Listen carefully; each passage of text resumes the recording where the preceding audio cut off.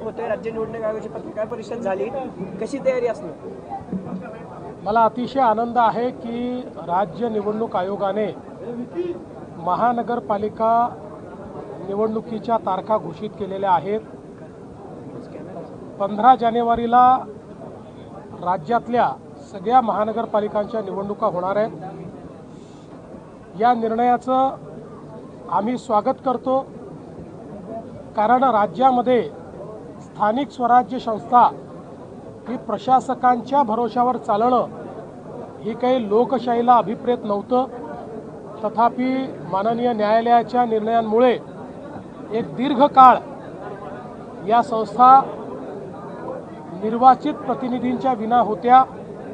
आता पुन्हा या निवडणुका होत आहेत आणि आम्हाला विश्वास आहे की या निवडणुकांमध्ये आमच्या शासनाने केलेलं काम बघता पुन्हा कौल हा आमच्या बाजूने येईल. जनता आम्हाला शहर विकासाची पुन्हा संधी देईल हा मला विश्वास आहे.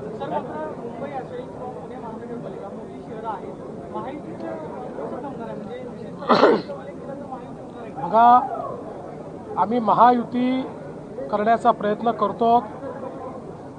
जास्तीत जास्त ठिकाणी भाजप आणि शिवसेनेची युती होईल. काही ठिकाणी भाजप शिवसेना राष्ट्रवादी युती होईल. एखाद 2 ठिकाणी भाजपा राष्ट्रवादी युती देखील होताना आपल्याला पाहायला मिळेल.